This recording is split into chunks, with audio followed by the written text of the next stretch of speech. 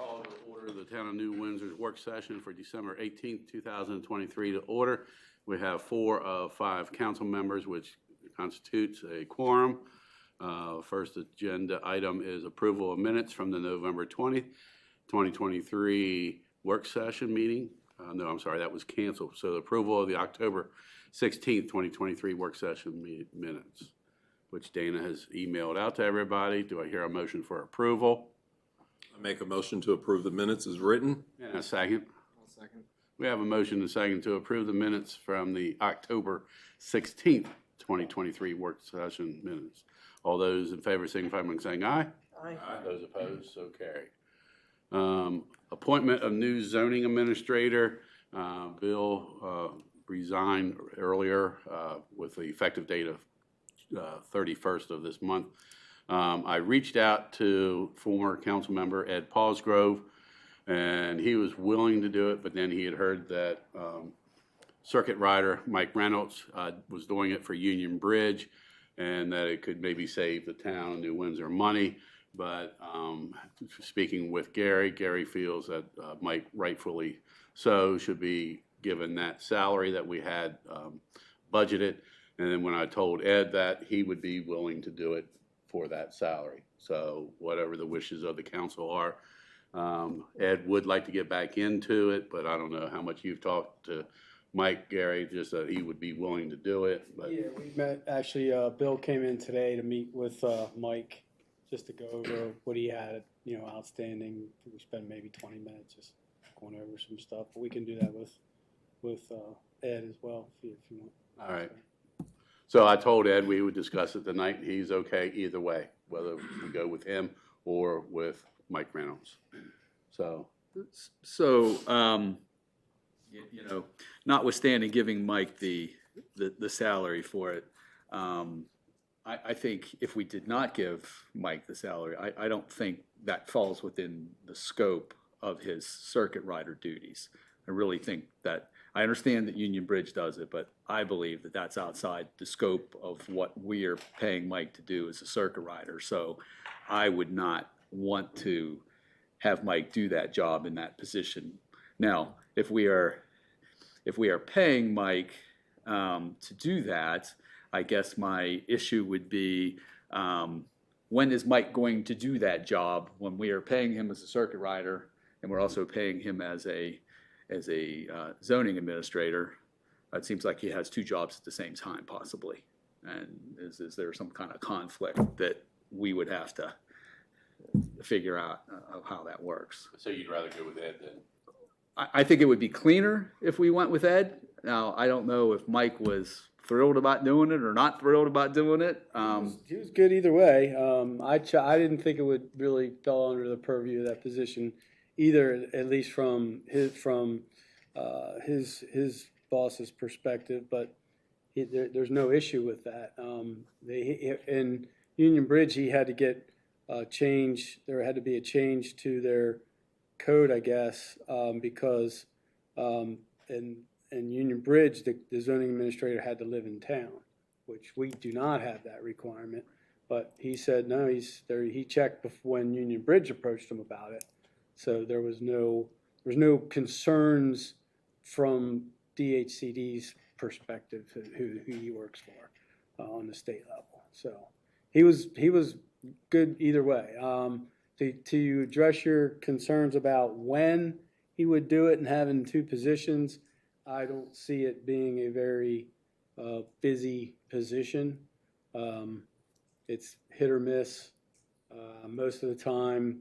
In talking and recapping things with Bill today, a little bit busier when Snyder's was being built. There's more house permits and deck permits and things like that. For the most part, that's all calmed down now, and it's relatively hit or miss with, permits and fences and decks and, finishing basements and things like that. But it's not a lot of time really needed for that position. So, Like I say, the last 3 years with Snyder Summit, you had yeah, quite a few. I mean, mostly probably like 15 or so at a time, but still, it was time consuming. Whereas now you're looking at either fences or signs or decks or something. So Ed's willing to do it. I'll just add, not knowing all the parameters of the job of the circuit rider, I do agree that having a separate individual doing that position as zoning administrator is a cleaner approach to solving it. If there's not going to be a financial, I mean, initially, if I'm understanding correctly, we thought maybe there was a financial benefit for having Mike do it. Right.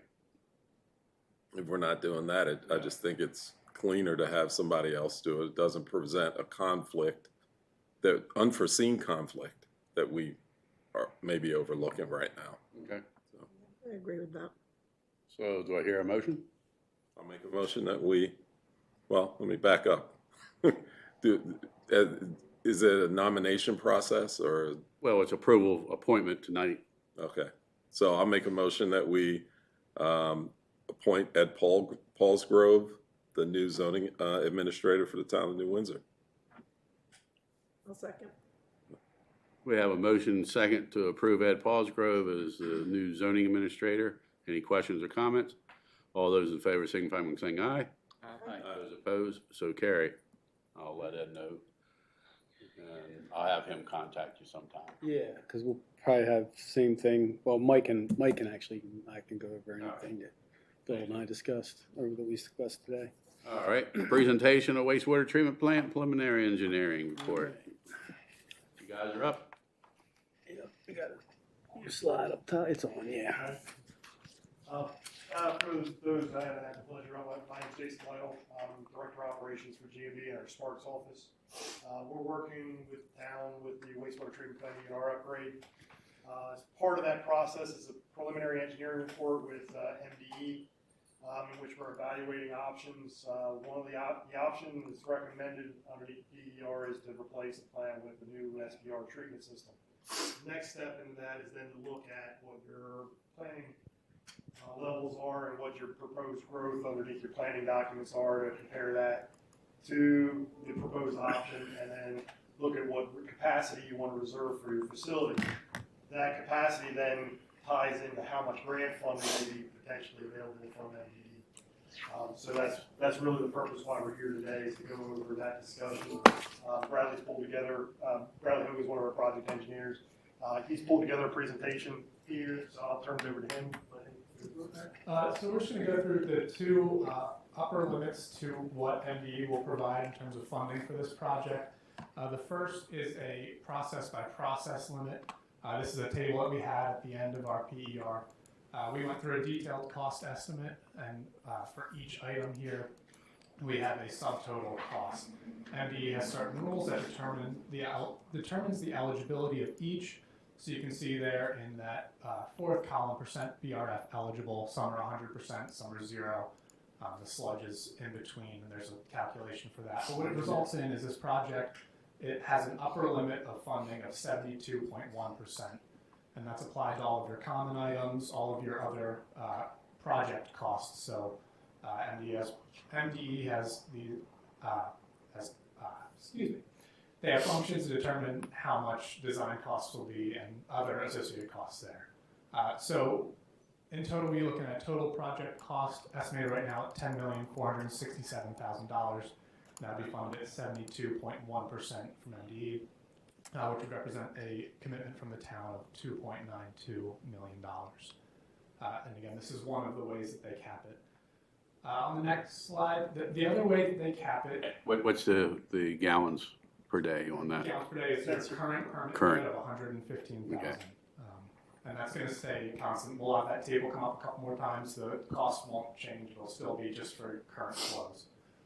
The other way that MDE caps their funding is based on how much nitrogen you're giving back. It's MDE's goal to reduce nitrogen and other nutrient loads to the water streams. And in so doing, they have this Bay Restoration Fund. And the grant money you get is in exchange for a reduction of the nutrient load to the waters. If it's a big project and they're getting back more than 1,000 pounds per year of total nitrogen, they pay you $150 per pound per year. over a 20-year project life. And if it's under 1,000 pounds per year, they will give you $75. So this is a second way that they cap their funding. So breaking it down step by step, you have a current limit of 3,178 pounds, and at your current flows and your future ENR discharge concentration of 3 milligrams per liter, you'd have a future discharge of 1,050 pounds. So you'd be giving back 2,128 pounds per year. Going back to our table, that's over 1,000 pounds per year, so you get that $150 per pound per year, which gets you to your maximum funding under these rules of $6.384 million. So if we go back to that project table, that bottom line number where they would be providing $7.547 million, actually it would be replaced by that calculation of 6.384. So rather than 72.1%, it'd be 61% funded by them, and it would change the town's required commitment to get that project done to a little over $4 million.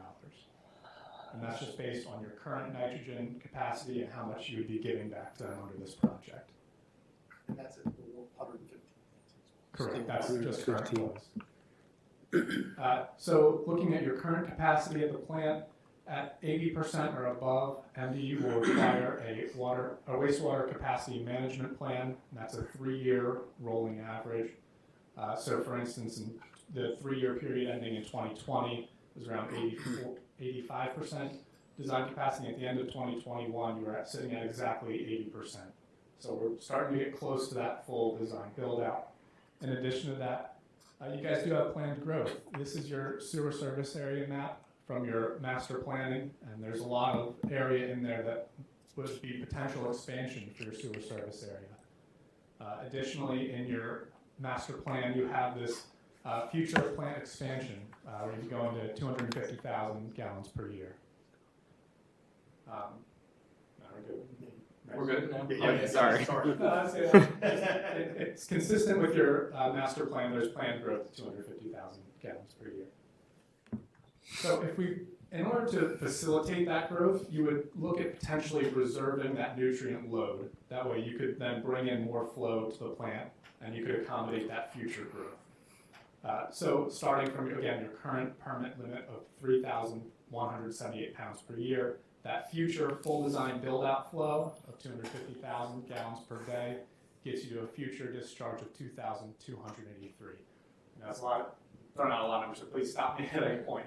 I do apologize, it's pretty dense here, but it knocks you under that 1,000 pounds per year. So not only are you giving fewer pounds per year back to MDE, it knocks you under that 1,000, so you're giving it back at a cheaper rate if you reserve for full expansion. So that would take your 6.3 million down to about 1.3. So again, those numbers that we overwrote before with your current flow get changed again. So MDE would be getting you 1.3, and that would change your potential commitment to a little over $9 million for this project. Again, that's costs to treat your current flow, but you're reserving the ability to expand at your current discharge. So really, all this was a framework for the decision of how much flow do you want to reserve, and what do you want to be able to send through your current outfall. Depending on that flow, that will change your potential commitment under this project, and it'll, by changing how much MDE will give. So at the low end, if you were to say, we just want to reserve your current flow rate, would have a town commitment of about $4 million, like we talked about. If you wanted to go all the way to your full planned growth that you currently have, it would change your potential commitment to $9 million. And that jump right there at 238,000 gallons per day, that's where it changes for that 1,000 pounds per year threshold. And at that point, you have a potential commitment of $7.45 million. So all of that is just sort of the framework for this decision that is up to you guys, how much future growth you want to reserve with this current permit. There's alternate ways to get discharge. There's septic credits and there's alternate outfalls, but if looking at your current outfall, that's sort of how this decision shakes out. So the other ramification of this too is that this is to coordinate with your planning documents. So with this, once you have a decision in terms of how much capacity you want to reserve, then it's a question of looking at your planning documents in terms of your comp plan, your master plan, in terms of what you have slated in terms of future growth. Because you'll either have to find additional capacity for discharge, either through nutrient credits like Bradley discussed, or land application or other means of discharge. But your current discharge will be limited to the flow and the loading which you decide to take the MDE here in terms of this grant application. With that, open up for any questions. So if we stay at the 115, that's where we get the most funding. Correct. Yeah. And I know this is always, I mean, it's 115, we're at what, probably 80%? Yes. Yeah. 80% now. And the state done like you going over what, 85? 80. So You're right there. we're right there. So basically we can't take any more in theory. Now with that, and I know Gary and I, he's probably explained it to me 100 times. You guys and before you, Bryce has explained it to me. But with the new treatment, there'll be less poundage going into the stream, into the bay. Right. And I know, and I think Bryce at one time said, well, unless you go before Annapolis MDE and justify that increase of 115, it's not happening. But if our current weights are right here, poundage is right here, and we put it in the ENR and they're down here, to me, that should allow us to have more going in. Go ahead, you got the answer, go ahead. You're absolutely right, it should, but to counter that, MD will give you that, what was it set? It's gonna be $6.4 million to make your new poundage going out a requirement. So they're gonna lower your cap, and that's where They're gonna lower the poundage that we can discharge, Yes. okay. So, yeah, your new performances would be required by it. And MD's grant is buying your excess capacity. So that's why we have to reserve. That's why we have to review your planned growth, because if you've got growth, you have to reserve that capacity now before you go into the CNR program and accept the grant dollars. Because once you do that, then they're going to lower your nutrient load cap on your plant down to whatever we have underneath of this, which then limits your amount of growth you have. Right. So, since I'm on the planning commission and have worked on the comp plan, the growth up to 250,000, where did that number come from? I don't know exactly where it came from. It came out of the comp plan. Because I mean, I look at our growth area boundary that we have, and none of that is residential development in any large capacity. So I don't know where that number would be so high. Yeah, that was my first question, is where did that number come from? Looks like, I mean, we had planned, how many years ago, to go out Old New Windsor Pike in case some of those houses out there, sewer system goes haywire or whatever. They're still onesie twosies. Yeah, right. Yeah. They're not mass numbers, and with it being, to me, a county issue, that's where we would say, all right, we'll help you. Of course, you help us. Now, I guess the one area is Tibbetts Lane, probably. Industrial. That's Industrial. light industrial, right? Which And I is- still don't see the capacity. No. And that's really our question, is that 135 that's underneath the table, underneath the master water sewer plant, is that 135 real? Or what should that number really be? And that's really our question. Gary, you have any insight in that? My understanding was that those are Carroll County planning numbers. That was my understanding from the county master plan. We just redid those, and I don't have them here with me, and I don't know that number. Even with a That feels wildly optimistic or pessimistic, depending on your perspective. even with the one farm that potentially has been talked about, still would not Yeah. more than double. You're talking about more than double. Yeah, we got Correct me if- three correct me house if I'm- lots in New Windsor. Uh, There's like 3 lots for houses. Four. I don't believe 4. Corner of Lampert and Pilsen's. They're 4. never gonna put 4 in there. Anyway, that's 1,000 gallons. Yes, that's not. But correct me if I'm wrong, but the calculation for industrial and commercial land is per acre calculation, which it calculates out a lot higher than residential, Oh, that could correct? be it. Residential straight out from 250 gallons per day, per EDU. Commercial and industrial calculates out at different rates per acre, I Just believe. like the school, but still, you're talking, you know. Yeah, I thought it was high as well, but I'm pretty sure, it was my understanding that it was county planning numbers. That may, if it's county planning numbers, then I'm very suspect with it. And I don't know, we think we would need to get a more accurate figure on that, for sure. And to offset that difference of what, $5 million basically, that growth out Old New Windsor Pike, there's no way that those, how many houses out there? 50 tops? Yeah, something like that. 50. There's no way that's going to be justified passing it on to them. There's no way. And I just don't see that in reality happening. I mean, I understand the planned growth area, but I just don't see that equating to the Planned for 40 years and it hasn't grown at all. Yeah, that number's no longer correct. Right. We just need to make sure that what we put in the PDR matches your master plan.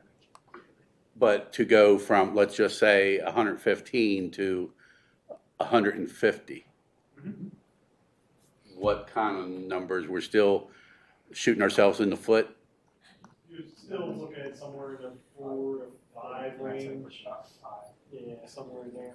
If you look at that chart right there, where the cutoff where you get the maximum maximum per pound is 238, right? Yeah, it's 238. So the difference between 238 and 155, we looked at this. It's right around 150, isn't it?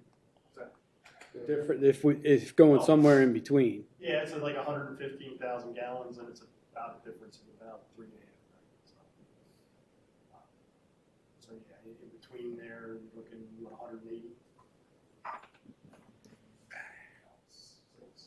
All right, the next question then, I don't know if you guys can answer this or not, but let's just say we go with 115, which financially is our best plan. Someone comes in with a farm that wants to annex, say, 500 homes. How difficult will it be? I mean, I know the MDE process, all right, that's going to take a couple years, whatever. But to increase it at our facility. Increasing at the facility, you'd have to find an alternate discharge, or you'd have to find nutrient credits to offset the increase. So we couldn't, what is our maximum that we can discharge at our plant now? Nitrogen? At 3 milligrams per liter, or just currently right now with where you're at? Well, I mean, with the new system, you're saying there's a max that we can discharge, no matter how clean it is, into the stream, or? Right now, your permit, you're limited at 115. Right. You've got, your nutrient load would be able to take you up to what number? We're at 3178.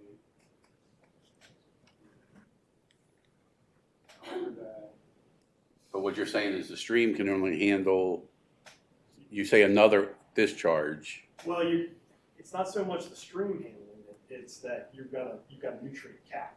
Right. your discharge. I got that. So to be able to put more flow out there, you're either gonna have to bring in credits in there to increase that load number for that discharge, or you're gonna have to find an alternate discharge, either through a spray irrigation or reclaimed water or some other means of disposing of water. Like Manchester has. Other than using your existing stream discharge. So yeah, so once you stick to that 115, that's the load that you have. So they're locking us into that, and because MDE then is using those credits and those other things for other municipalities that need to buy or need to increase. And just for their just general offsets to decrease the total Got load it. in the bank. I got it. So they're buying your load. Yeah, is they're what right. want. So the Right. grant money is not free. Right. They're Yeah, buying there's your a load. giant string attached to that money. How's it that rate?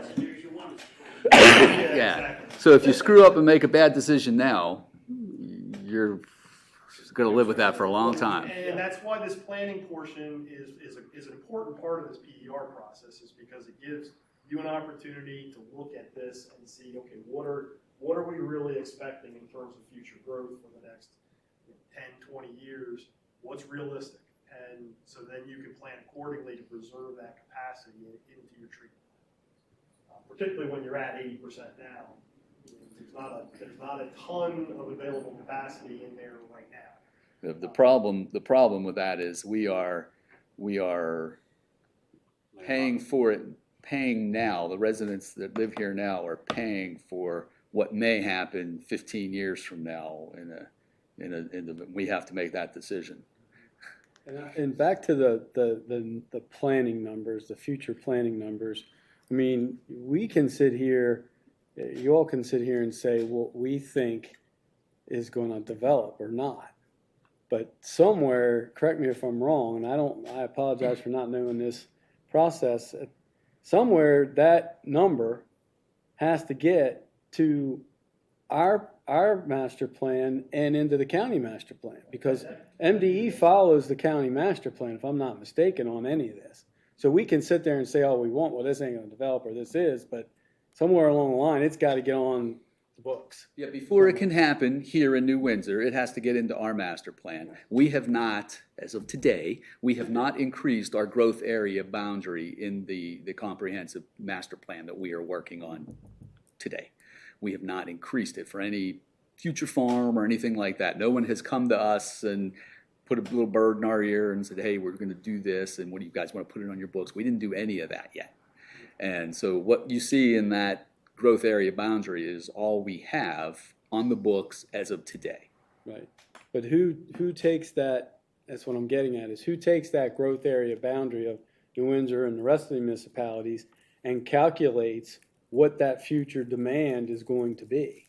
It's not the planning commission. No, I'm assuming that our Not me. county liaison takes that and rolls that into the county plan, and That's if my these, under- and that's where these numbers, That's my understanding. yes, come from. That's probably part of the overall county water and sewer plan, the Right. triennial plan Right. that they do. Right. But they don't have to approve our master plan. No, but they'll roll those numbers in, right. Because of that sort of the verge around the town into the county. I think it's reviewed by them and like accepted by them, but I don't think they have any veto authority over it if we decided. Now, if we were going to change our boundaries, if we were going to shrink or grow our boundaries, that would possibly be different, because then you're changing the county's jurisdiction when you change your own. But I don't believe there hasn't thus far been any contemplation of doing that at the planning commission level.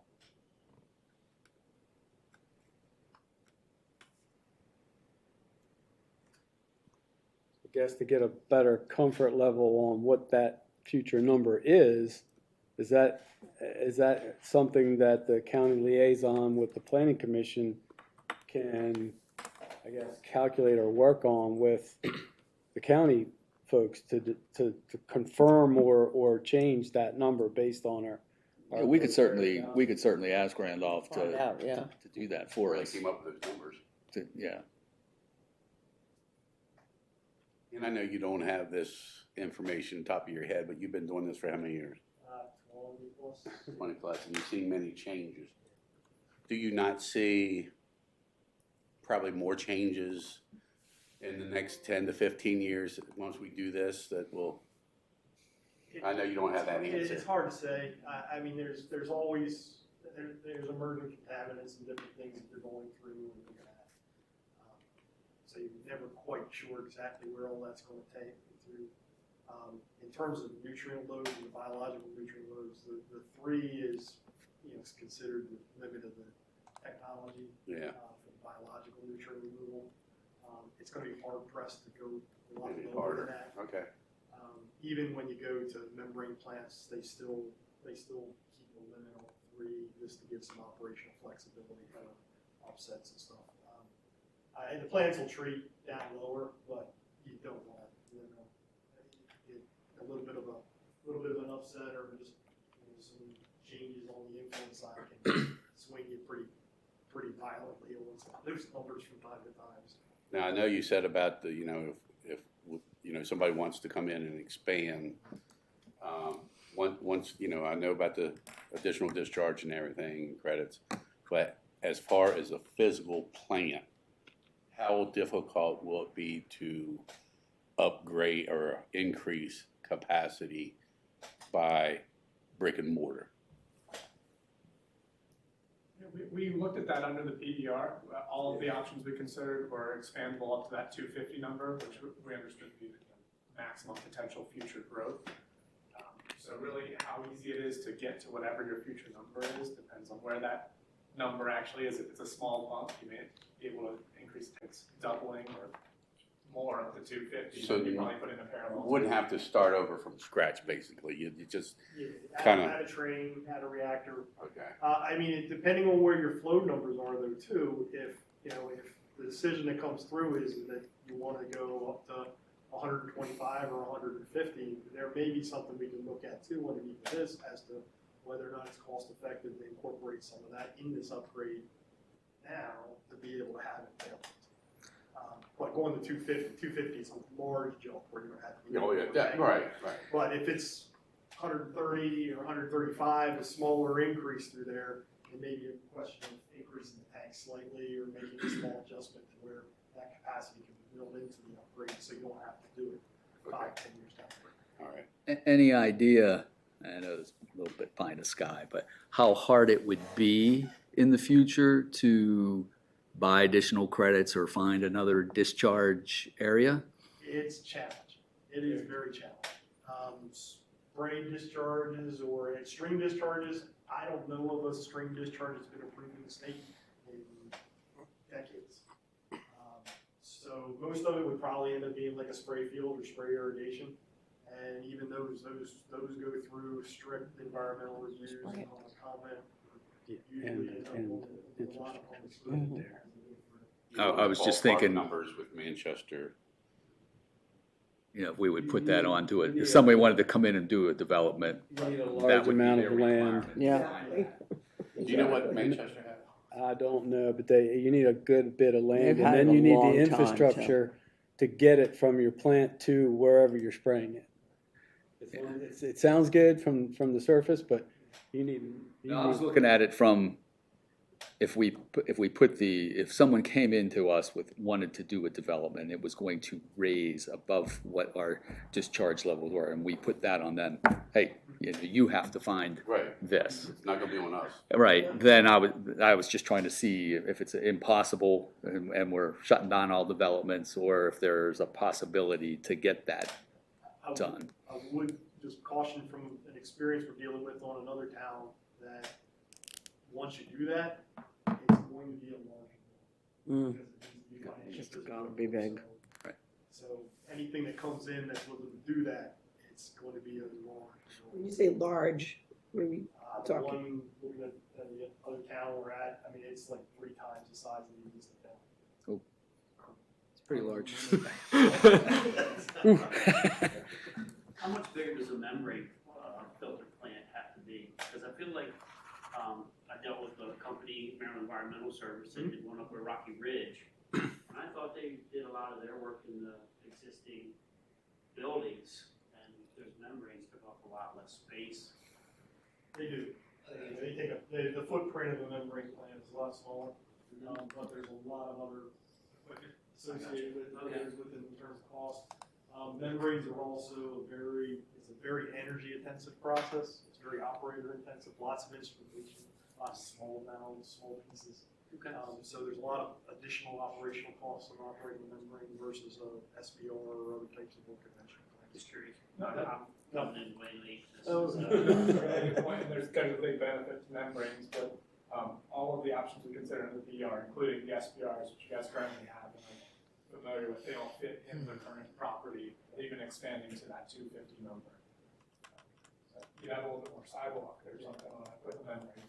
That's So about it. under the PER, we're not looking at any additional space other than what you already have left to accommodate either existing all the way up to the 100, 250 capacity. Okay, great. And I know it's the council's decision, but it sounds like you would recommend we stay at the 115 for financial and current needs. Unless you've got an intent or you've got impending growth through here. And now you are right at the 80% number, so you may want to build in some capacity just to have some flexibility there, because it's, over the last 3-4 years, it's kind of, you're right at it now, Right. and previously you were just over it. Would they even improve anything if we're at 80 and we're not addressing the 80%? They would probably want to go through a capacity management plan and look at that to make sure what your anticipated growth is, and look at to see that you fall within that 20% range. So what would be a comfortable number? Another 10,000, 25,000? Depends what growth you're looking at Yeah, and what the it depends. timeline for it is. I think we need to nail down what that Where that number came from. realistic future growth number, I know, honestly. I know another thing that we were looking at was sewer lining throughout town to try to lower the runoff. But how much of that do you think would we get back? I mean, I don't It's think in it would that, be it's in that much. one chart. It It's is? estimated at 15,000 gallons. See, right below that, Main Street sewer lining project? This one. Yeah, it's 0.15 is 15,000 gallons. That's an estimate, How many 15,000. per? No, if you relined all of Old Town, Right.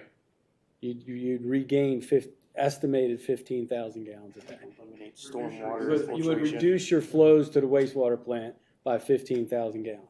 So that means you would build It's just more like capacity. Yeah, I know, but that seems like awful high because Depends on what you guys are estimating when you're going through it. a lot of that is I'll go back to the. rainwater. Well, that's what you're. Which one? That seems like an awful lot of. Flow chart.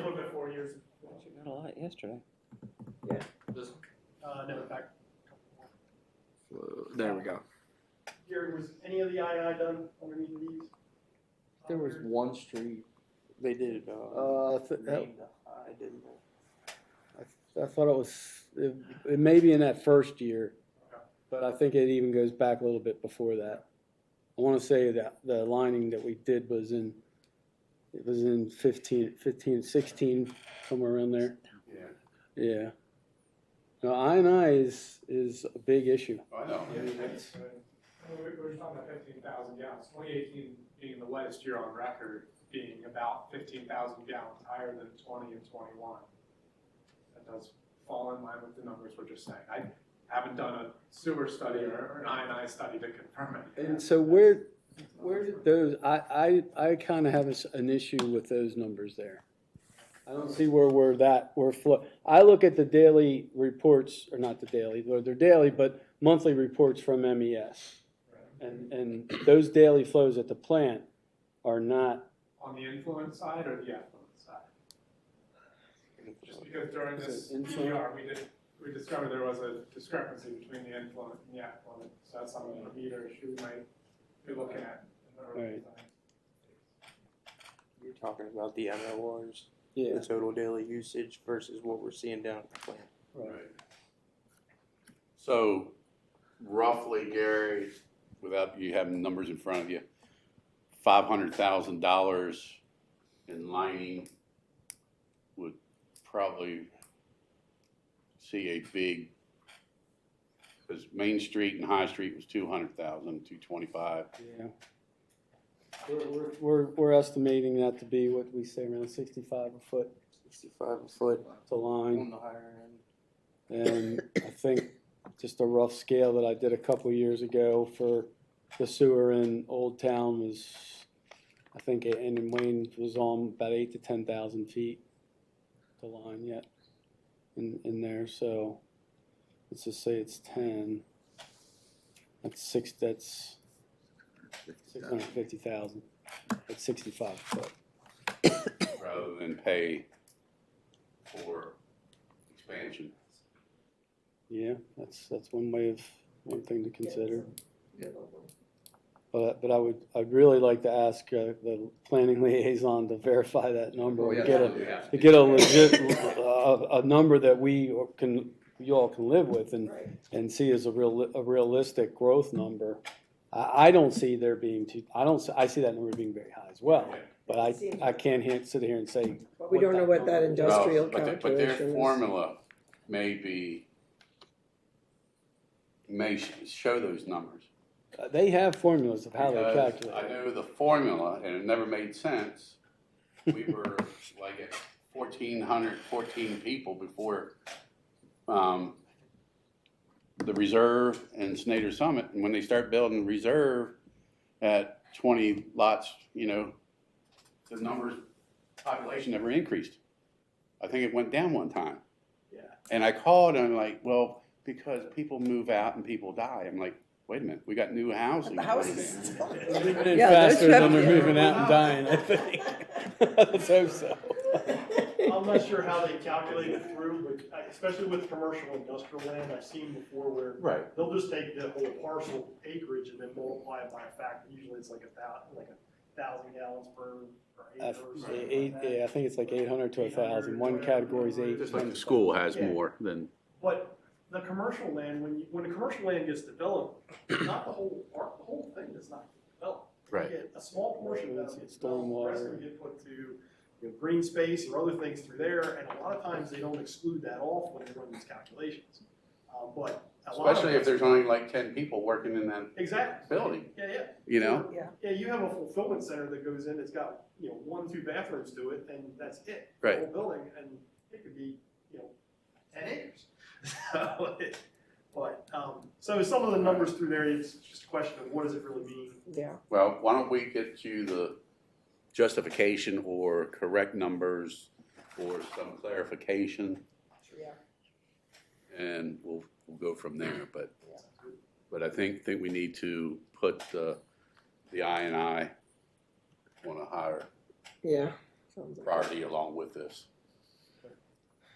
Because that'll knock us down over 15% if it's 15,000 gallons. Yeah. We're at almost 20%. Bring you under that 80% Yeah. threshold and get you to where you can stay away from it. Aligning is bang for the buck, the best Yeah. way to improve your sewer system. You basically Right. end up with a new sewer system. Right. As long as you don't have capacity issues in the existing pipe, which we don't in Old Town, and what you gain in reducing flows that are actually just rainwater, fresh water, but once it gets in the sewer system, it's not. Yeah. Yeah, so it's a good bang for the buck to do it, for sure. And it can also help you out in your plan in terms of peaking factors. The peaking factors we saw at the plant are pretty high. You can attest to that. This weekend on max month of. It was wild out there. So, yeah, Wayne, it means your storm surge is Right. more than 1.5 times your normal day flow. Yeah, we experienced that this weekend. Yeah. Sure. Yeah. Plus, Sure. just the stress on staff, having to be on top of it and do this and do that and change this and change that, and let's just face it, it's not as efficient. We'll leave it at that. All right, anybody have any questions or comments? Thank you. Appreciate it. I appreciate you explaining that. I reviewed this afternoon and I was. You read it 3 or 4 more times, you'll have that same look. Yeah, Steve always says. Not loud enough. No, This is- for the viewers. Online. Be able to hear you. It's not for in here, yeah. Behave yourself. If they turn it on, or can go YouTube tomorrow, whatever. JP, nice to have you here. Sure, do you want me to stand here? You can sit right there, wherever you I'm want. not gonna sit. Okay. I'll stand. All right. My name is JP Smith. I'm the Carroll County Ag Preservation Program Manager.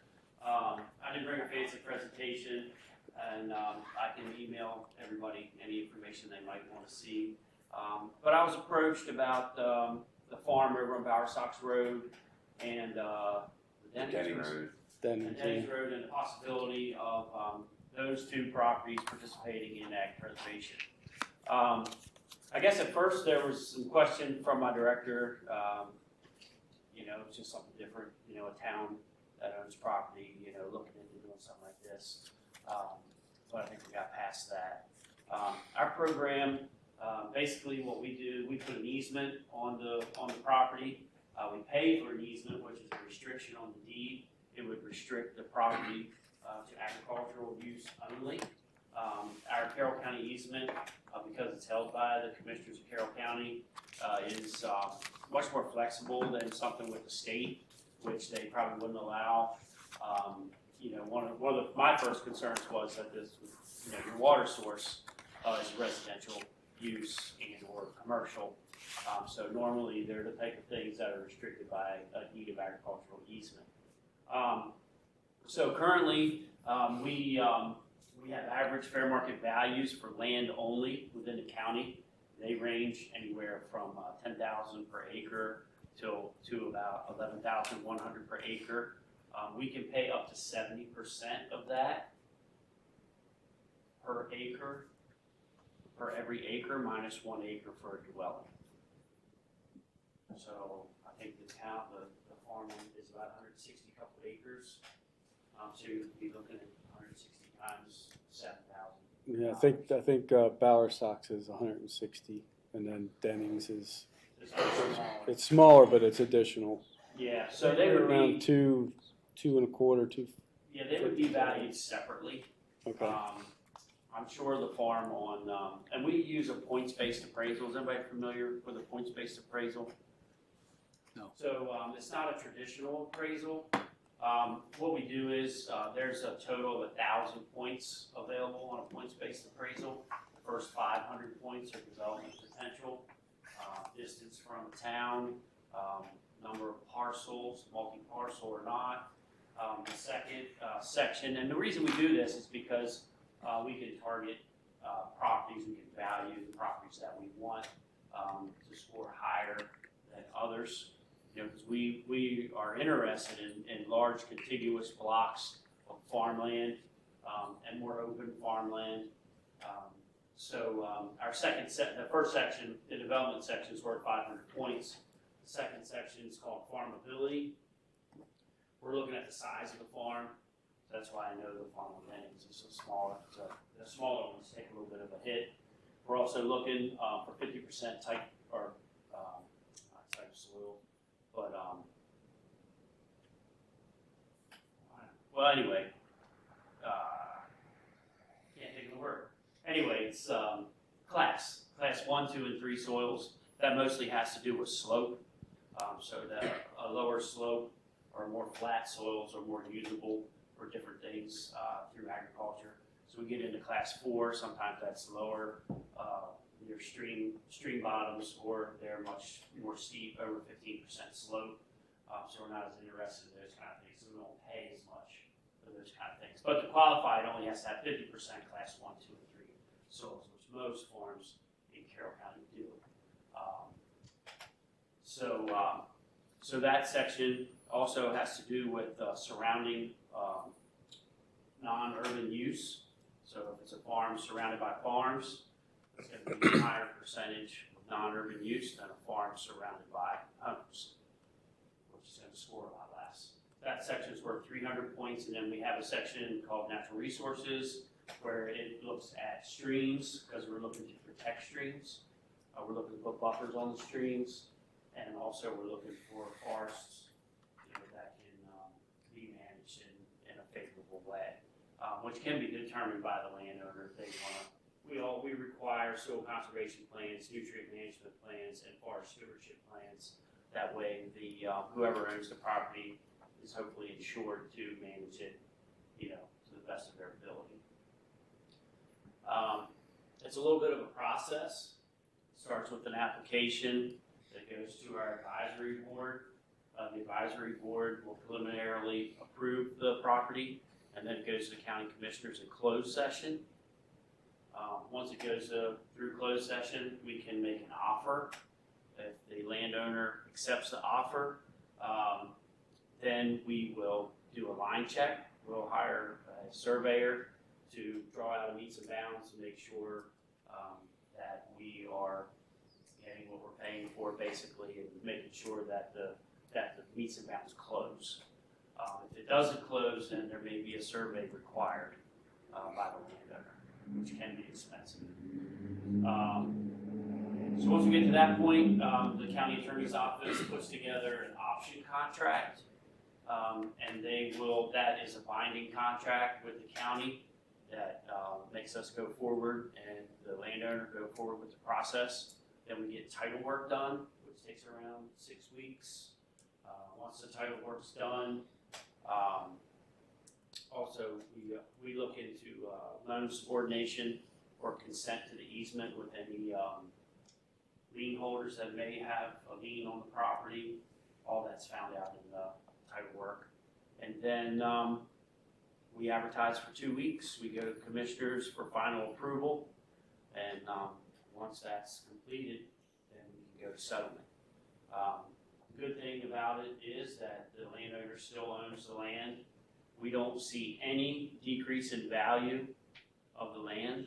It's very, very interesting in Carroll County right now. I don't know how many people deal with appraisers. They don't know what to do to appraise land that's not under easement, because it should be more valuable than things that are under easement.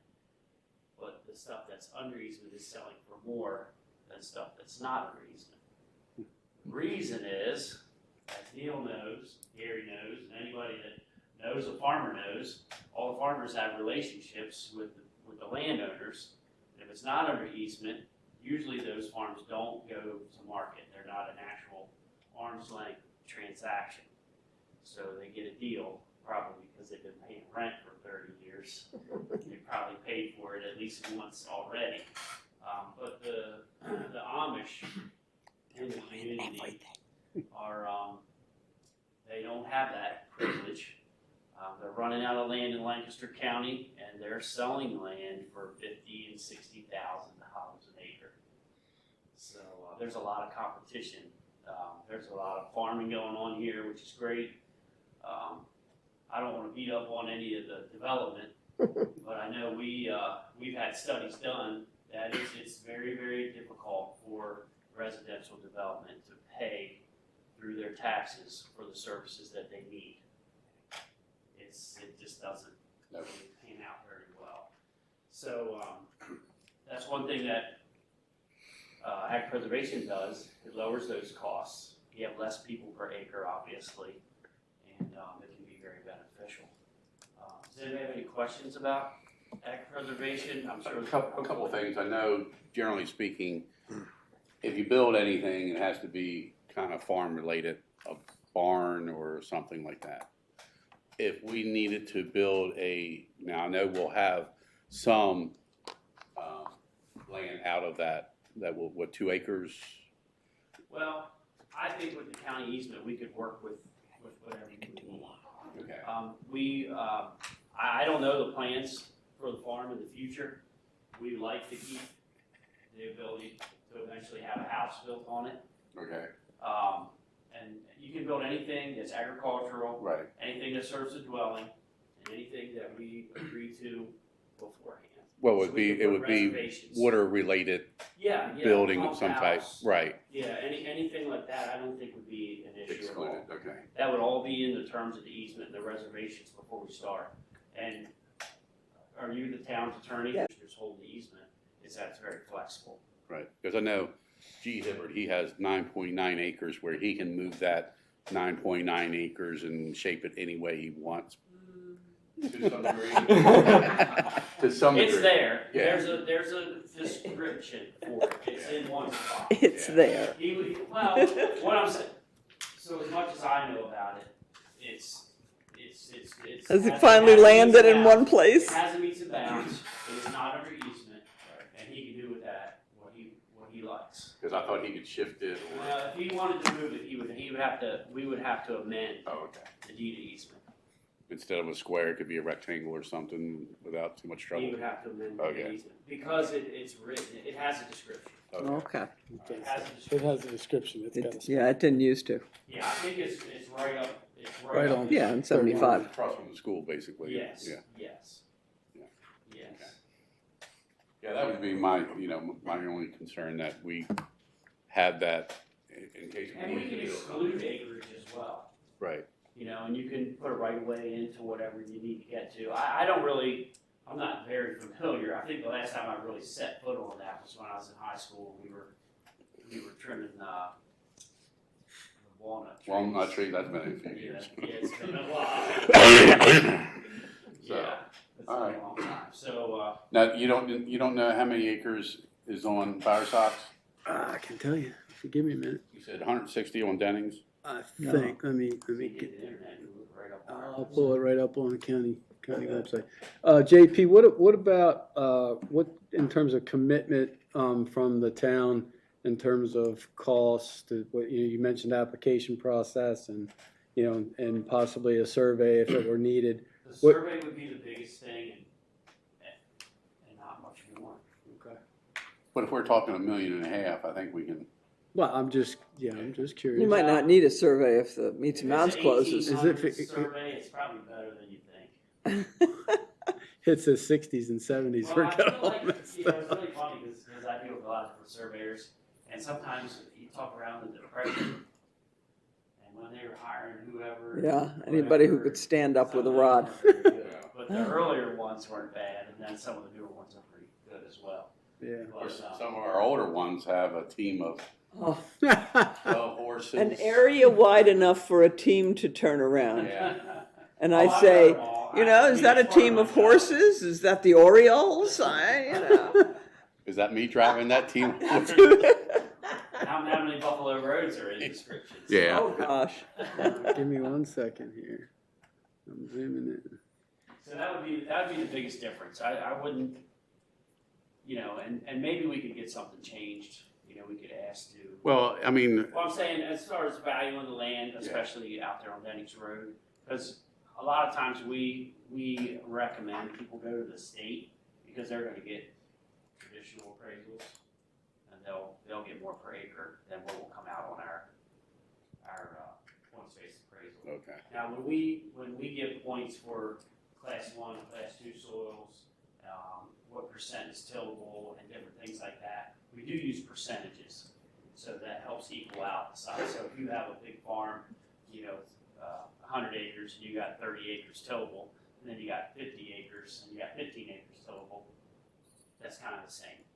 You know what I mean? So we tried to do our best. Department of Natural Resources has a program. They use those appraisals as well. And it really just saves a lot of time and money. We don't have to pay for several appraisals and a review appraisal. I can literally do an appraisal in less than a half hour. So that part works out really well. There really aren't really many expenses. I would recommend a surveyor to help, keep the cost down. So Bower Sox, according to the county stat, is just under 170, 169.8 acres, and Dennings is 44. So you got 213, 214 total, just total acreage. So roughly about 7,000 per acre. One's going to be a little different. Yeah, one will be less. Okay. If we do it separately, I mean, there's a lot of talking we can do. Best case scenario. Don't count your chickens. Don't do best case. What's that? I'm telling him not to count his chickens. Yeah, He said, don't but do this- best case. But still, Do something more accurate. still pretty nice. I mean, does anybody have any questions? Everybody understands the program? How many farms do you have that are possible aside from Those two. Just those this two. one out here? Or just are there two out here? Bower Sox and Dennings. No, for expansion. Oh, for, yeah. You mean for growth? Yeah. As far out as you can get. Not that many. Nah, most of them, I I mean, think, I'm pretty familiar with the area. Well, there's one, we'll talk later. There's one that's been talked about, oh, well, Frank was still here, so that's been over, started when I got here. yeah, 6 Yeah. years. Well, I mean, and Union Bridge is struggling with the same amount of stuff. They're getting ready to Yeah. attract a bunch of things, I think. Yeah. But That's the idea. it's that, I know it's a struggle for what you guys are looking to do. Yeah, But I mean, most of us, I mean, most of our area is either farm preservation mhm. or quarry. So we're pretty much landlocked by, Yeah, Union Bridge same way. Yeah. Yeah. It's really only that one, maybe another one, but the one that we know of is that's not in ag pres and not Yeah. quarry. Yeah. That's Yeah, I'm that abuts the familiar. town now. Yeah. That's Yeah, about I it. know I mean, I look at that map every day, so I'm very, very familiar with it. Yeah. I hope you guys can figure something out. That's the only reason I was asking questions about the membrane stuff, because I was a little bit familiar with it, but it's been a couple of years. we appreciate your presentation No problem. coming out. If anybody has any questions, Gary, I know that's my email and stuff, I can forward any type of information that you wanna look through. Right. There's a lot on the web, Mhm. I think we are 159 in county code, ag Yeah. preservation, so if anybody enjoys reading code, they're more than welcome to look at that, you're right? Your law department does that, right? You don't farm that out. They, no pun intended. For our, Yeah, for title the, work. yeah, no, well, not necessarily the title work. I mean, just crafting the easements and that kind of stuff. I You do do an that awful lot in-house? of it. I do an awful Oh, lot of okay, it. good. With the support of our. Of Tim and his people, Oh, his yeah. persons. Yeah, He's only got fine. two people You in work there with now. him much? Oh, yeah, I know Tim Yeah. well. If I ask him a question, he goes, what do you think? You're being recorded. That's I get along with him. I enjoy Yeah, I it. asked He's that great. question several They're times very, when I was very at the county. Yeah, Tim and I have known each other a lot of I don't years. think we need a vote or anything, but just an agreement that we move forward with this. Everybody good with that? Yeah. That we move forward with it, because I mean, it's a financial gain to the town. And we're not giving up anything. Preserves the land. Yeah, and Yeah, so we just have to figure out who can sign. Okay, that's fine. Our attorney's office will let us know who needs to sign once they do it. Not a problem. Okay, all All right. right. Who wants I'll this? take it. Thank you. Jason got it. You Thanks. guys are more than willing to stay, but you can It's head the on last out. minute. Yeah. I want to, but I have dogs Thanks. unattended since my lunchtime. Not a problem. Thank you. Yeah, I Thanks appreciate you guys again. having me. We'll be in touch. Feel free to ask me whenever, wherever, All right. because I'm sure I'll see a bit of you around. Yeah. So, all right. All right, thanks, JP. Thank you Thanks, again. Jason. Thanks, Bradley. Oh, you will. IMAX proposal. All right, give me a minute here. Let me shift gears a little bit. That's for sure. I'm just wondering, making sure nobody was leaving their coat, but I I think don't it's think anybody's yours. gonna go far without a coat. I think that's yours. Yeah, no, that, I just tossed it there. Okay. All right, so the IMAC proposal, basically we're looking to integrate the sewer pump stations to the SCADA system and also provide water system monitoring. So the town, we have 4 sewer pump stations. Director Myers requested a proposal from IMAC, who is right in town here on Mill Avenue, and they currently set up and assist Public Works with our SCADA system that we have now, that we recently upgraded. But the proposal was to upgrade the current alarm and emergency response systems in the sewer pump stations to integrate with the existing SCADA system for the water and wastewater plants. The proposal also includes installation of water system pressure monitoring devices at each of the sewer pump stations, and the water system monitoring devices will utilize the existing water supply at each station. And the goal there is to provide comprehensive representation of pressure and flow throughout the entire water system. We've had some pressures issues with in the last couple months since the water line project has started, and then with various breaks and leaks and things like that. It will enhance the efficiency and reliability of the water supply system by monitoring the different pressure zones and the key zones throughout the system that we have, and at the same time consolidating the alarm and emergency response systems. What we have currently at the pump stations for the basically the alarm and emergency response is what's called a guard dog omni dialer. It's somewhat outdated technology. Has a yearly cost of approximately $3,000 a year, and we pay that fee in January each year for the upcoming year. The IMAX cost to integrate the sewer pump stations to the town SCADA and provide the water system monitoring devices for all 4 pump stations it's $51,524.22, and that breaks down to $12,880 per station. It's all basically right around that same amount per station.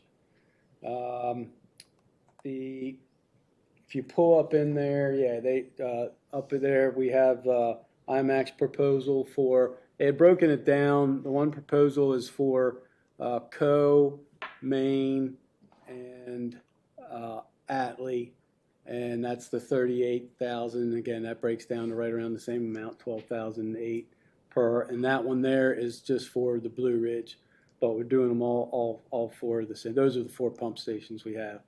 Atlee, Blue Ridge, Co, and Maine are our 4 pump stations. And then Director Myers put some information together as well. You can pull that. It is called, let me see. Let me see what that looks like. Yeah. So he gave an overview. Again, there's a lot of water system references and how those pressure monitoring devices that will go in as part of this project would help out the system. And also, again, like I said, integrating all the alarms systems to the new SCADA system. Any questions on that before I move on to some other things? Anybody got any questions on that?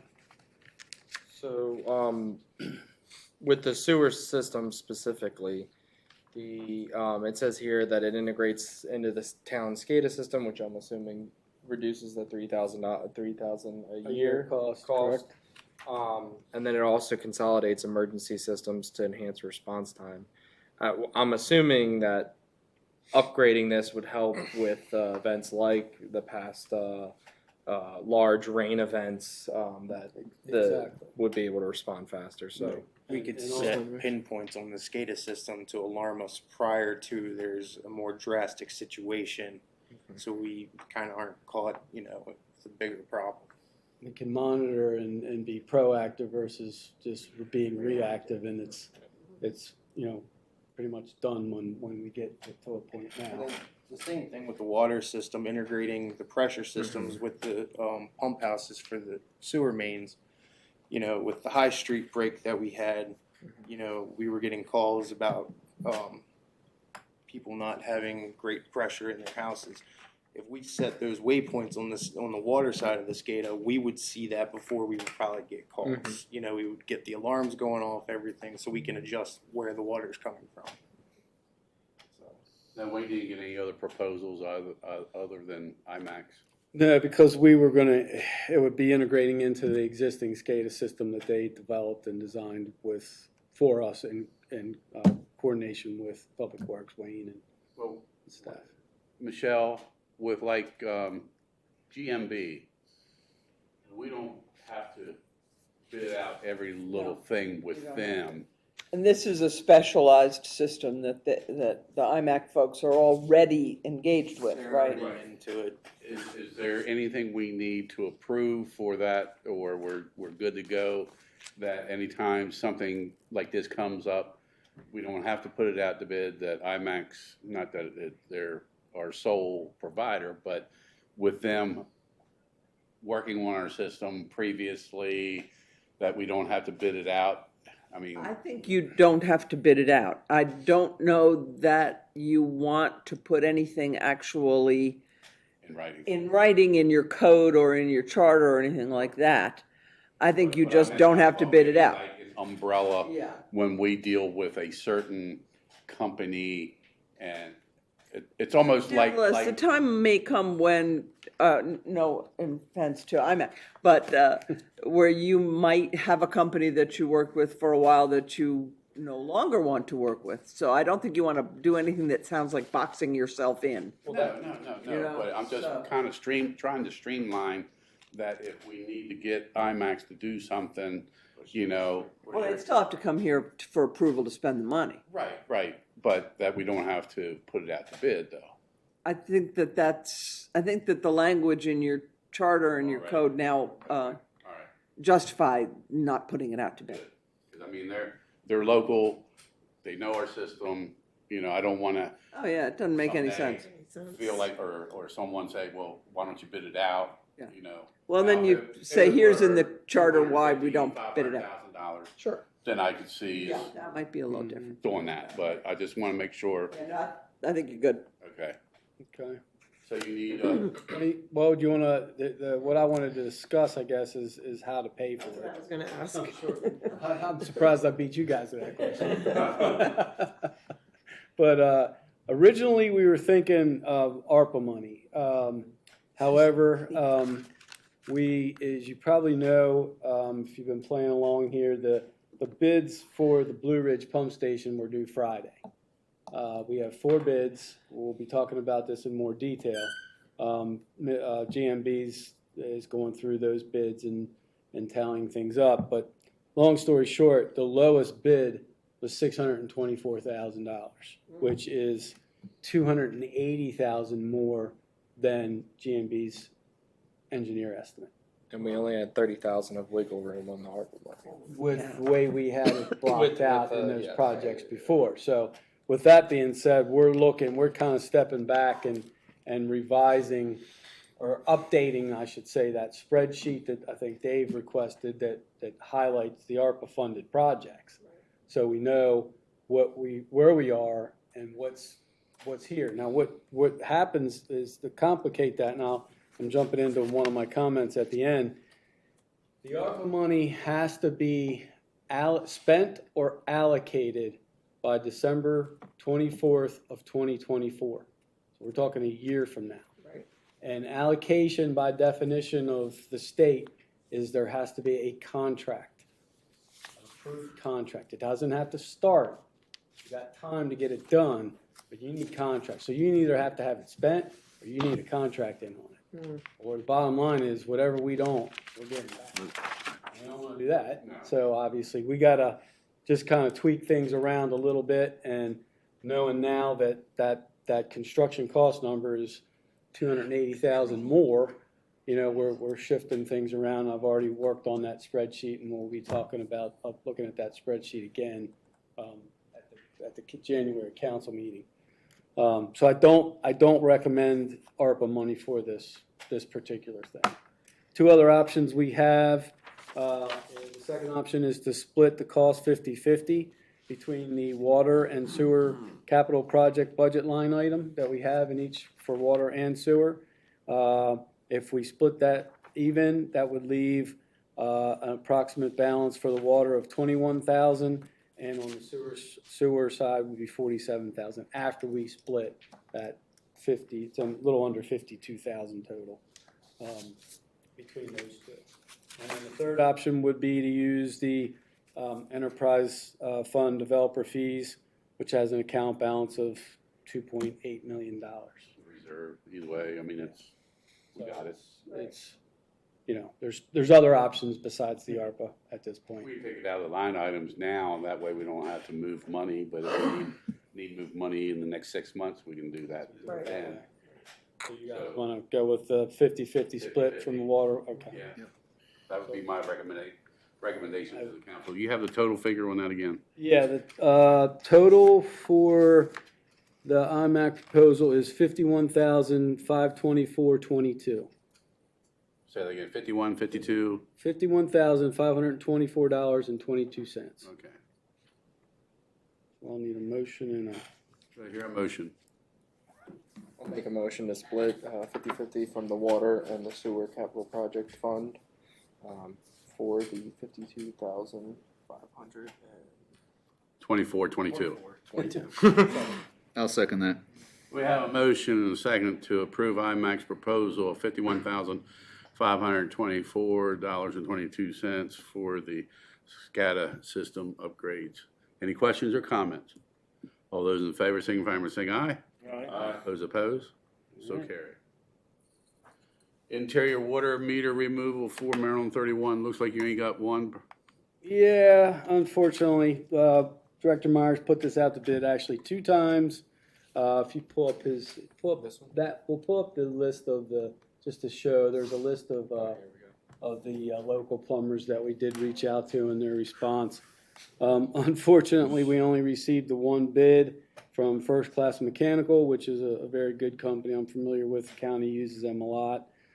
They submitted a whole package of their proposal, their licenses, their history. There's a tab, there's a folder in there if you want to look at all that stuff. The thing with this is, due to the various water service pipe sizes and types that we have to the residences and the businesses along the water line, we can't really approve an exact number, because we don't know exactly what we're getting into in each case. So what I did on the spreadsheet that you see up there is I have a minimum and a maximum calculation. And what the minimum calculation is based on is that First Class gave us a price for the different size laterals that they'll encounter, from 3/4, which will be the bulk, as you see, of the 73 of the 78. We don't have any 1 inch, and these numbers come from Director Myers. We have 3 at 1.5 inches and 2 at 2 inches, and those are the costs to just go in and change out those meters at those sizes. And then they put in cost to, if the property needs a pressure reducing valve, I can't read that, it's what, 265 or 285? 295, sorry. And then a shutoff valve at 95 each. So the top calculation is just the basic, change out the meters at those different sizes and their proposed cost, and of the 18,100 would be the minimum. And then the maximum is based on everybody's meter getting changed as well, and then everybody needing a PRV and everybody needing a shutoff valve. Did the county get back to us and require us to use the PRVs? No, they backed off of that. Okay. Because I know that'll put it into a closed loop system and then could cause other issues. Right. So we asked the plumbers to bid it, and just as a line item in case whatever the situation they run into, if it's required, they have a rate. That's what they'll bill us for that scenario. So you're basically between 18.1 and 48.5 as a minimum maximum cost. That's the best I can do on that. I know we typically approve X amount of dollars with the award of the contract, but this is a little bit fluid on So that. basically, we're going to just award my recommendations to award First Class Mechanical the job. Since nobody else That's did. my recommendation, is that we award that to them to provide the requested water meter removal services for the minimum and maximum range. And I know the owner, Kevin, he's actually first class. Everything I've ever dealt with him, he's been top notch to work with. So I know him from the county days. He's very good reputation. very good company. Okay. Yep. So But we're not gonna put a figure on it, we're just going Just to, gonna award that, okay. anybody have questions or comments on that? So, Should we be putting a maximum on there, though? But we're gonna need to have it done though, right? Yes. Yes. So I don't know if you can and come back, or, I mean, is that what we would have to do, come back, or is You there? have to come back. I mean, if you vote for a maximum and you override the maximum, then you have to come back. If you vote for the job to be accomplished, then the job is accomplished. Now, that having been said, if it looks like the job is gonna be 90,000 instead of 48,000, you're coming back anyway. I'll be letting you know, yeah.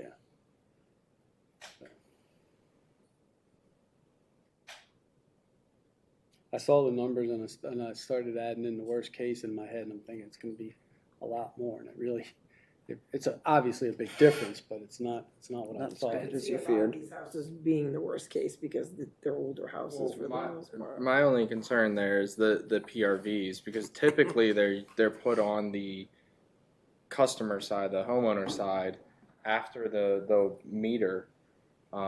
So by adding those, it's not only the most expensive item there, but it's also the most potential to be disruptive to the homeowner. Whereas you would have to put in a what are the balancing tanks on the water heater. You could expansion tanks on the water heater. You could have other problems with expanding, and then liability on top of that by us putting it in. I would say that anything up into the meter, we would be, as we've always discussed, responsible for. But if there was a pressure reducing valve to increase, to better set the flows inside the house, that would be on the homeowner. I would recommend.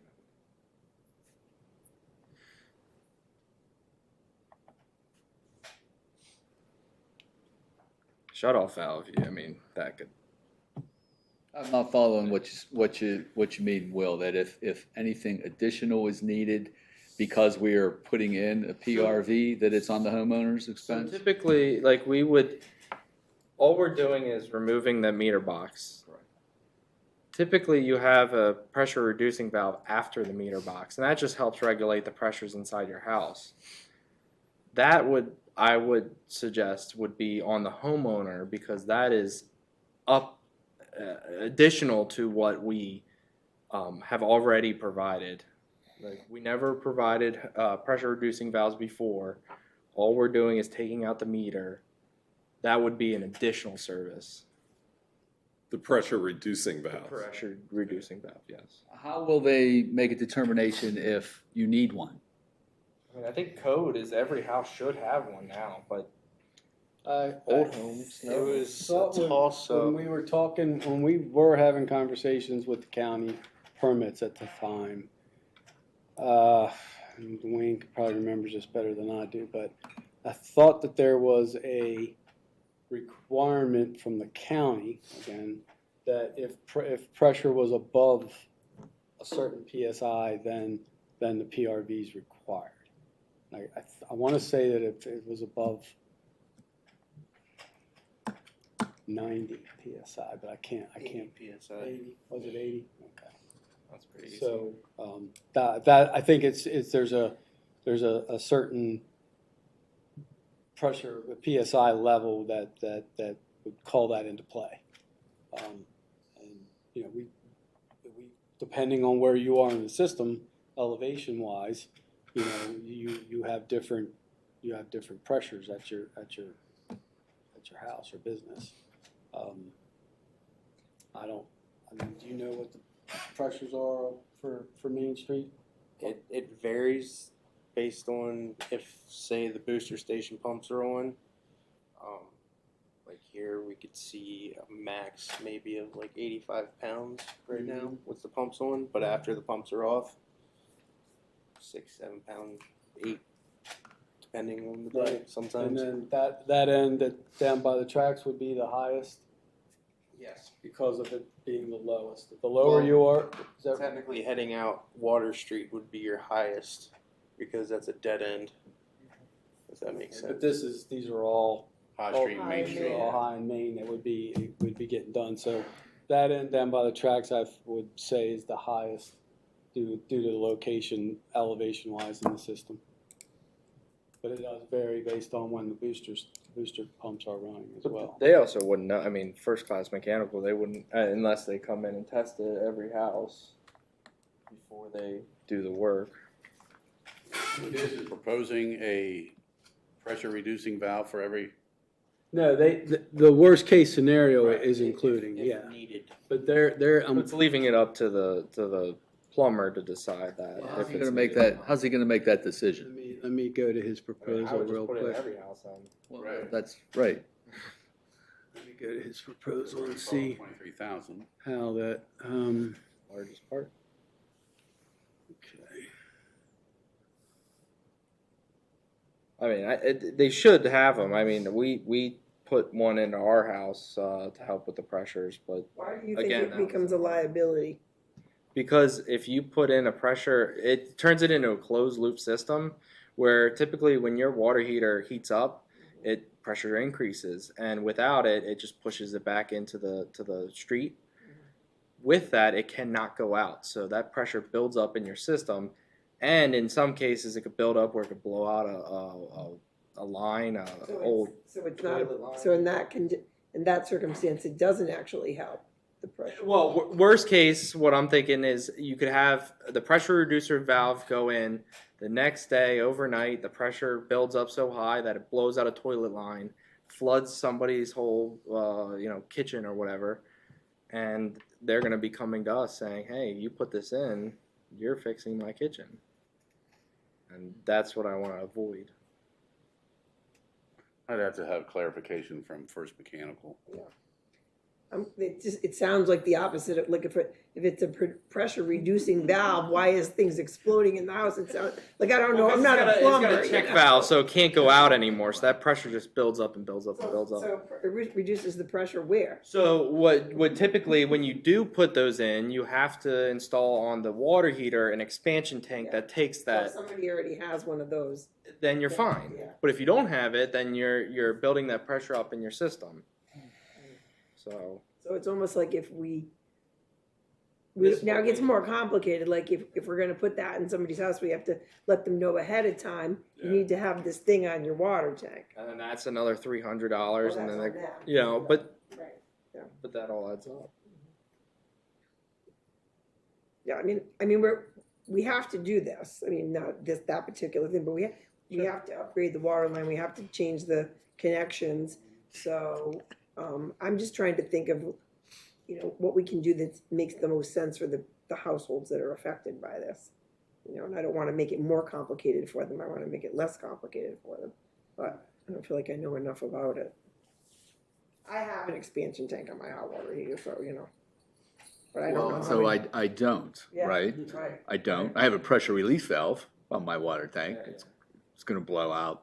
But then you'll have it dripping, and you'll be like, "Why is it dripping now?" Well, then I would know that, Well, yeah. Yes, but, I hear what you're saying, Will, and certainly that would happen, right? A homeowner would come back to the town and say, hey, I never had a problem before you guys put this thing in there, and now I have a flooded basement or a flooded bathroom. And then what is the liability to the town on that? So it's a valid concern, I think. Or you want to let people make informed decisions, one or the other, or all of the above. Is it feasible to have the individual homeowner make that decision and not the plumber? Right. Say to the individual homeowners, this is an option, we'll put it in, here are potential difficulties, sign here that you know about them, and that they're not the town's fault, they're just inherent in the system. I don't know. that might be a little bit difficult. It might be 'cause more The problematic. plumber's out there that day, Yeah. and you're making a decision within 30 And minutes. and somebody like me is going, huh? Yeah. It's a pressure reducing valve. Why are my pipes exploding? Yeah. So what's the worst case if there was not a pressure reducing valve put in?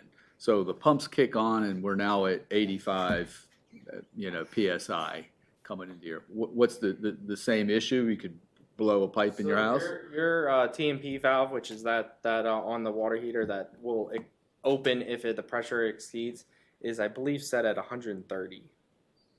So if the pressure gets over to 130 psi, usually after like 90 psi, you start hearing like banging in the pipes and stuff if it's loose. But usually start having issues at the over 115 ish. They don't have them now. Right. What is happening with this new installation? And this is why we put our one in our house. Would be different if they didn't have one in the future. So- Awful sense. So when ours got, I mean, you would flush a toilet and you hear it bang when it shuts off. So we put it in and it reduced it. And what that was is because before we were getting 95, psi all the time, but the pressure reducing valve brings it down to 50. So the increase in the pipe size going to the 12 on the new line will increase pressure in the system. Bigger pipes have higher pressure. Yeah. So everyone's pressure is going to go up to a level of concern, a 95 level, or is it going to be a consistent 85 level? Improving the water main, it should balance out. With the SCADA system, you could also reduce it too. Yeah, I mean that goes hand in hand. So Yeah, there's ways to control it once the system is in, and with the pumps and the SCADA system and moving and changing things around. But by nature, a 12-inch pipe is going to have a higher volume and a higher pressure than an 8. Well, if the council approves First Mechanical, can you, when you contact them tomorrow, just get a little more information and clarification on the pressure reducing valves and whatnot? Yeah, I was looking back through the RFP that Wayne set out, and I'm not seeing where the issue with the PRVs. because I do know Wayne did talk about it. It was originally because the new meter vaults had a check valve in them, and they were concerned that would create the closed loop again. But I think you worked through that. Right, that when we were talking with the county of the permits, yeah. Okay, I can reach out to first to Kevin. All right. Yeah. Do we hear a motion? Maximum amount would be $66,620. Does that sound right? No, your maximum is 48,520. 48. Okay. With the 18. So the motion is we approve first-class mechanical for this job up to the maximum amount, or are we just leaving it out? We're just saying we approve him for the job. 48. I think whichever you want to do. I mean, I think either way is legit. If it goes over the 48 and you've named the 48, then you got to come back. It's not really complicated to come back. Make a difference to you? Well, I don't see us going over it. I'll make the, when you get halfway, you're probably going to have a good idea yeah. that it's been more than average. I don't even think we Or need to under be average. halfway. I don't think we need to be halfway, but yeah, Yeah. You get coming down whatever they go, and get block to block, and you get Yeah. a couple Even 10 blocks done. houses, though. Yeah, you're going to get a Multiply feel by for 7. where you are. I'll make that motion that we approve it up to that this first class up to that amount, but I really, this is not part of my motion, I'm just putting this out there. I really do want to understand this better. So if we could maybe we could even get them to All right, write have a something motion, up. discussion Yeah. after the motion. Yeah, that's my Second. motion. Do I hear a second? I'll second. All right, we have a motion and a second to approve up to $48,520 for First Mechanical to do the water meter removal for Maryland 31 water main project. Now, any questions or comments? Just clarification. Just clarification so we understand. Anybody else? Yeah. I would like to say that I don't think we could really vote on a maximum price without knowing if the 23,000 is required. You're saying up to, right? Up to, but once we allocate the money, it's there. I We mean, might change our minds after we find out more about this. I don't think we can really. What's your question now? No, my comment is just that I don't think it's prudent to vote for a full $48,000 until we understand if the $23,000 is required. PRVs, Correct. 23,000 of 78 PRVs. Well, I have a motion second to approve the $48,000, $520. Do I hear a motion for approval? We already did that. Well- It's a vote now. I'm trying to understand your point. Oh, yeah. So, I mean, I don't see voting $48,000, $520 maximum until we understand if the 23 is even needed. But if it's not, then we're not spending it. But you're already allocating the money and telling the plumber, oh, here's the money. No, we're not. We're not We're paying. not going to be using them. Okay. Well, wait a minute. We're approving the money today and then going to the plumber tomorrow to ask him if we need it. If we already approved the money, yeah. If I was a plumber, I'd say, yeah, you need it. Gary, when's this going to start anyway? This is in today or tomorrow? No, We're talking probably spring, Oh, you got time. or we can don't table have- it if you want. If you guys want to get the answers, more definitive description of when or if and when, what scenario is going to create the need for a PRV, we have time to get that. Are we, So I can just might change my motion to that that we're gonna give the contract to them and get more information. I mean, they're the only They're ones the that only we. one. Yeah. yeah, but we want to lock them down, Gotta so. lock them down, get them on, get on their books for the Exactly. schedule. Yes, so that changed my So motion. approve First Mechanical. Yes. And second, I'll second that. Yeah, I see your point. we have a motion and second to approve First Mechanical for the interior water meter removal. Any questions or comments? All those in favor, signify by saying aye. Aye. Those opposed, so carried. All right, anybody have anything else? Only thing I have is I just want to thank everybody for thoughts and prayers during my surgery. Everything's going well. I was way ahead of schedule today at physical therapy, so that made me happy. So, did away with the walker this morning. And hopefully get away with a cane in the next couple days. But you look so distinguished. That's all right.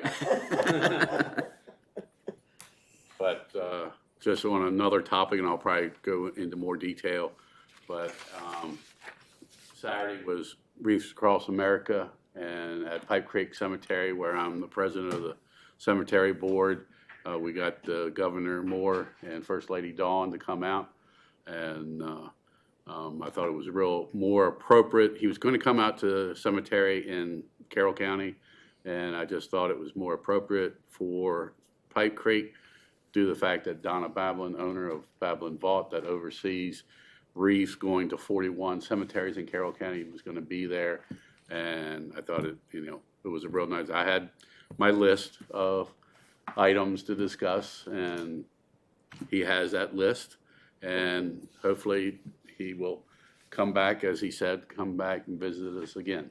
So hopefully, I know things are going to be heating up in Annapolis for the next 3 to 4 months. So it'll be spring before I'm sure he comes back out to Carroll County. So I have a list of things for him to address. So nothing else. Do I hear a motion for adjournment? Yes. Put his hand up. One, real quick, oh no, we went over that. Like I said, the ARPA funding projects, we're gonna be looking at that, a little more detail, at the January council meeting. Are we still shooting for the shadow at the January council? February, okay. All right. Because everybody's on vacation, and give them another month to get students. February council meeting on the Yes, 7th, right. okay. And then the work session for February, that's the same, it hits on the Martin Luther King holiday, which is the 19th, so we'll push that to Tuesday. January is President's Day. Right, so Move both back. January and February are going to Tuesdays.